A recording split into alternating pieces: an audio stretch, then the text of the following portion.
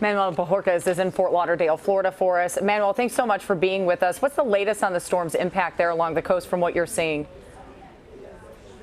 Well, we're definitely starting to feel the outer bands of Hurricane Matthew. You can see that the wind gusts are starting to pick up and we're getting intermittent rain. We are along a marina here where people tell me that they have started to notice the water level rising here. And that's one of the big concerns as we continue to monitor this hurricane. And it's something that the governor talked about is the storm surge is such a big concern in some areas.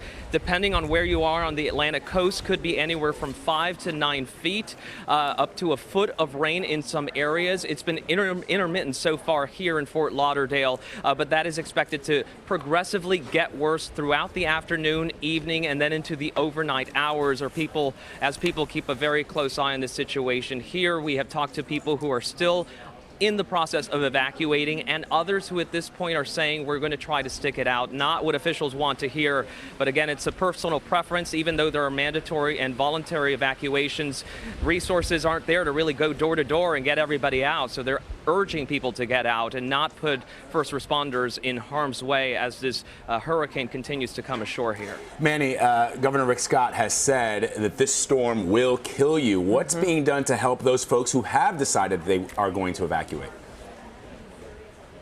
Well, the governor said earlier today that he's called up additional National Guard troops, now up to 2,500, if not more. And those troops are not only for search and rescue as the storm hits, but also he referenced to help just streamline some of those evacuations, make sure that any traffic spots are being taken care of.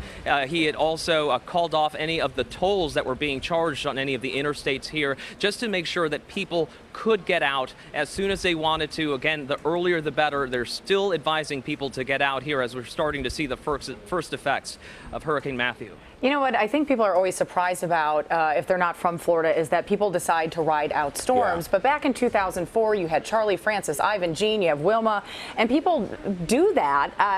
Are people deciding to ride this one out? You've got a Category 4 storm, and if they are, as you said, you're really putting first responders in danger. What are they telling you?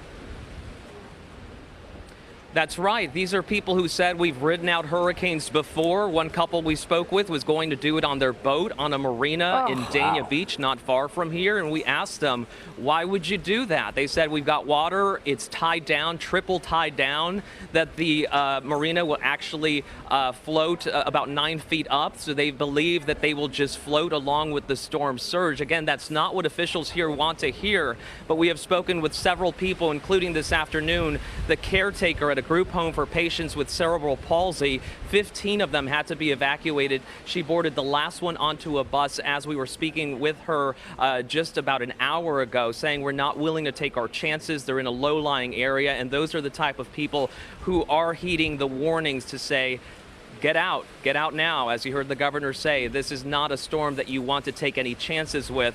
But we are, just outside a hotel here. There are people riding out the storm here, unknown at this point if they're tourists or if they're residents who have decided to seek higher ground. But there's still a lot of people. I will say this, driving around Fort Lauderdale today, definitely fewer people on the streets, fewer people on the interstate. So those who have decided to hunker down at home, maybe they're making a last run for supplies, for gasoline and that type of thing, but they are staying off the streets. And hopefully that will help if first responders need to start coming into these areas as flooding and storm surge start to affect some of these coastal communities. All right, Manuel Bojorquez on the ground for us. Thank you, Manny.